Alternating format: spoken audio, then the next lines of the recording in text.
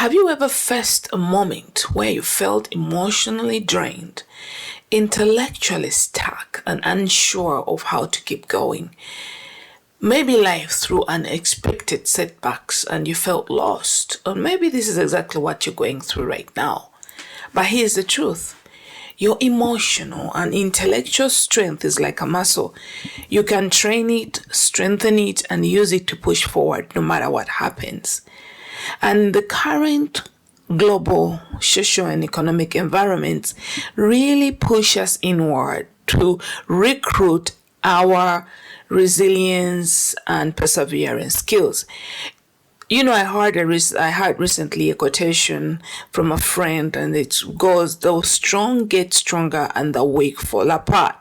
In the beginning, I laughed at it, but now examining that quotation, it makes all the sense. It makes a lot of sense.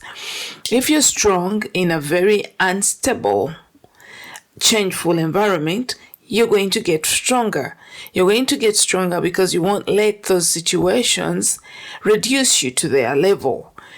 But if you're weak, you'll fall apart because you'll feel as though the situations, the challenges and obstacles are stronger than you are. Now, why is this talk important? Emotional and intellectual strength are the two pillars of resilience. They determine how we handle adversity, make decisions, and create success in life. Without emotional strength, we crumble under pressure. Without intellectual strength, we struggle to navigate life's complexities. And that's where jealousy, envy, and people who practice witchcraft, and that's how it's all created, because you feel so weakened by your external environment, by your experiences, that you project that fear on others, and you feel as though if others are at your same level, then you have company. That's why they say that misery loves company. So you don't want to be one of those people who is dragging other people down because you can't deal with your own mess. Life requires of us to really find our inner strength and to continue developing this inner strength so that we don't fall apart, so that we keep going despite of the challenges that we might be facing. Now, what to expect in this video? You will learn the core principles of emotional and intellectual strength, how to cultivate them with psychology and philosophy, and practical techniques to keep going even when life gets tough. It's your friend here, Dr. Mpali Nkana of Tap the Good Spiritual Counseling and Transformational Coaching Services. Now, I invite you, if you haven't subscribed, please do. You can also join our tribe. At the very least, like and share this video because we all need each other. We need nuggets, however small or insignificant they might be, to add on to our toolkit of emotional and intellectual survival. These are the times when we really have to dig deep and not only find out who we are, but what we have recruited within our minds to help us transcend and overcome challenges.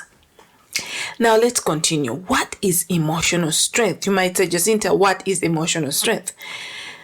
This is a definition from the dictionary, and it says the ability to manage your emotions effectively, remain resilient in the face of challenges, and not let temporary emotions dictate long-term decisions.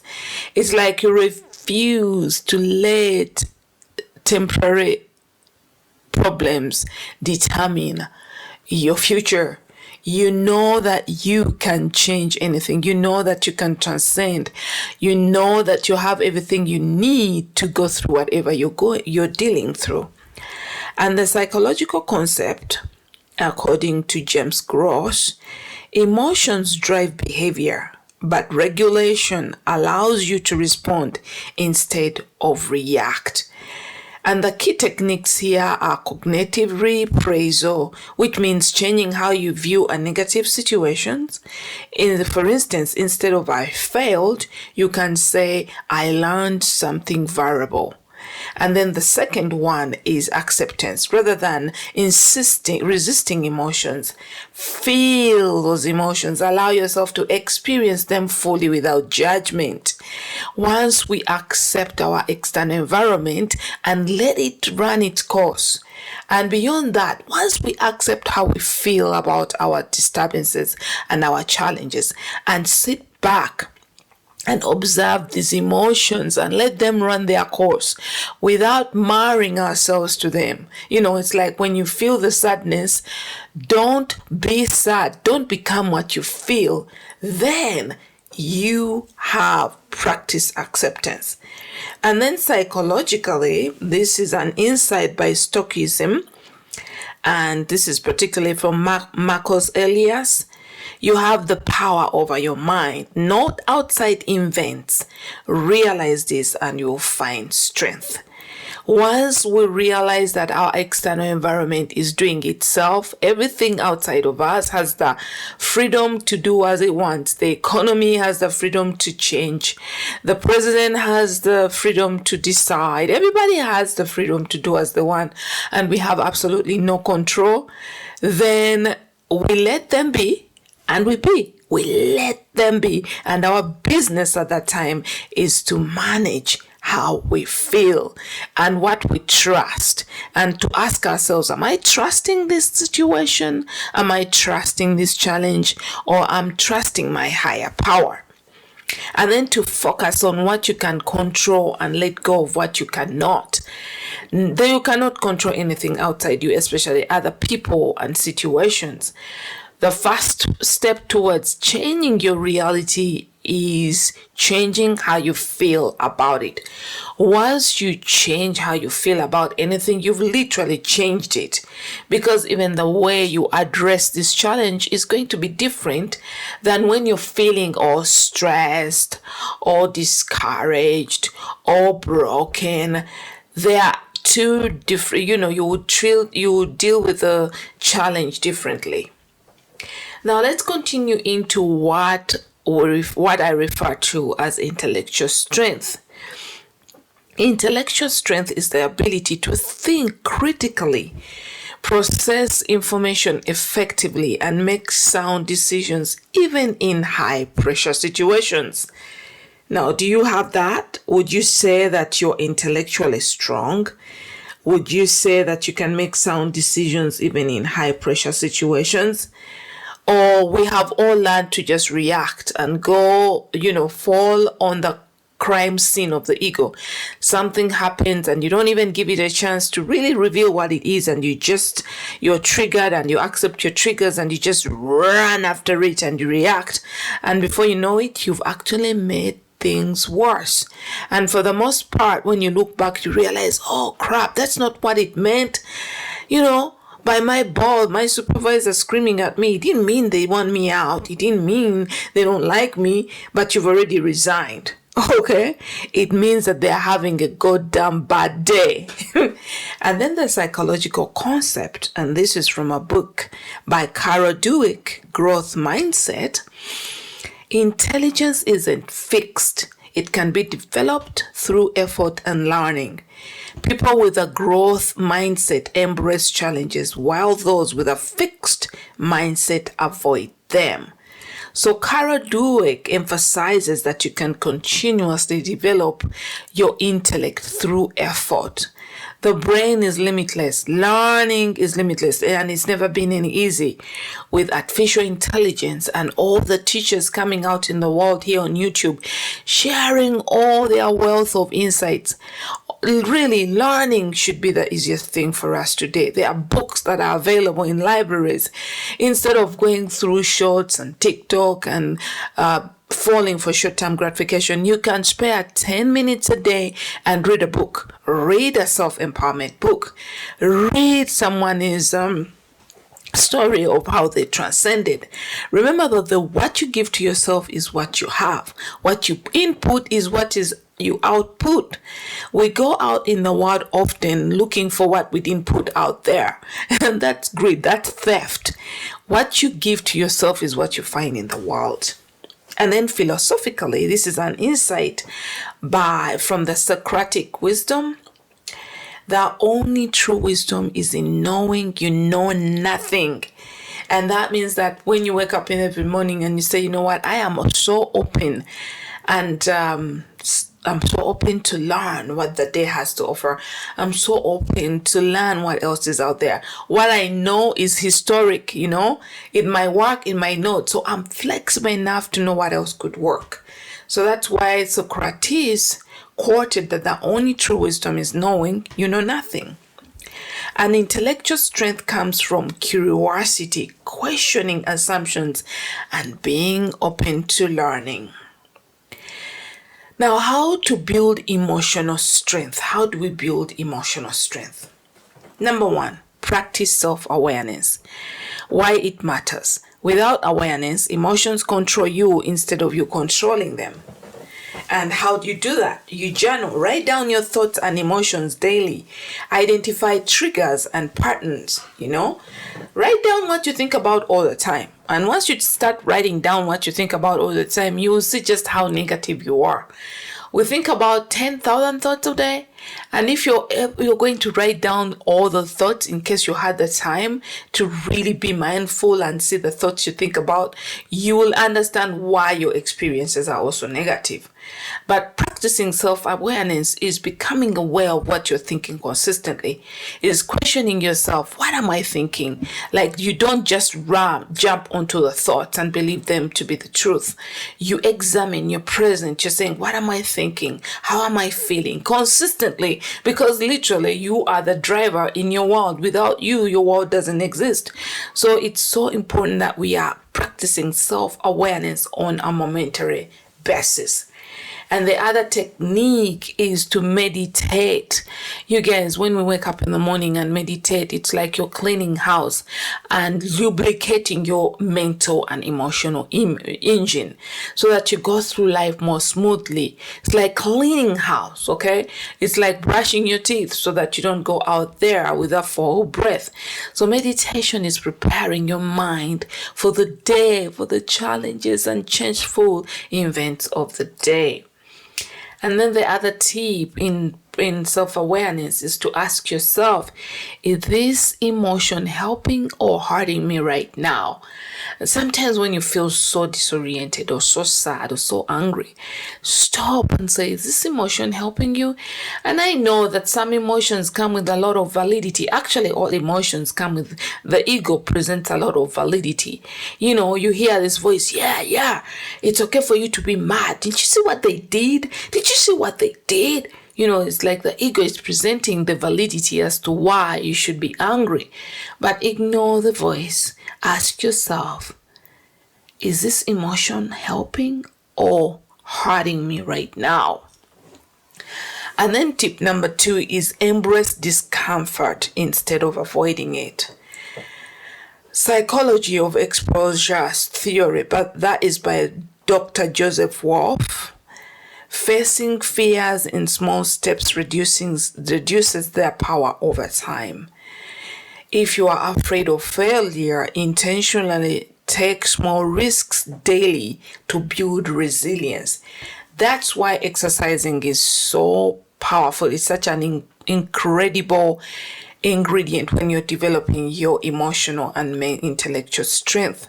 Because when you go to the gym every day and you take on new challenges and you push yourself a little bit more, you realize that your mind is part of your body. So as you're pushing yourself, you're pushing your mind. You're going beyond the limitations of your mind.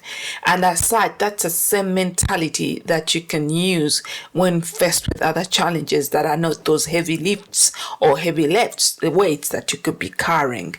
So it's like going to the gym and practicing weight training or strength training and going into physical challenges. It's going to prepare you to challenge your mind when all these negative emotions start popping up and all these negative thoughts start popping up to describe your current challenge. And then step number 3 is develop emotional agility. Emotional agility means being flexible with emotions instead of suppressing them. And that means you can accept emotions instead of fighting them. So if you're feeling sad, sit down with the sadness and allow the sadness to live its course. Don't fight it, observe it. And then you can also label emotions accurately. Instead of saying, I feel bad, say, I feel disappointed because I didn't meet my expectations. And by the way, you don't even have to jump into the feeling. You can reframe that and say there are feelings of disappointment within me because I didn't get the job. So that way you're separating yourself from the feelings. You know that the I is what adds you to the feeling. So separate your I from the feeling, from the emotion, and then speak about it, although it's not you. In any case, it's not even you. So speak about your emotions as though they are guests. They are not you. And then move past emotions by focusing on values. Ask, what's important to me despite how I feel or despite these feelings? For instance, if you have feelings of sadness, ask yourself, what is important to me right now despite this sadness? It's there, it's doing the thing, it's burning away, it might be going up and down. The sadness is right there, expressing itself. With emotional resilience, you take your position as the observer and instead ask a question, what is important to me right now? And then you can change your body. You can get up from where you're seated, let the sadness be, and go for a walk or take a deep breath. You're not letting the sadness control your actions. And then step number 4 is cultivate gratitude and optimism.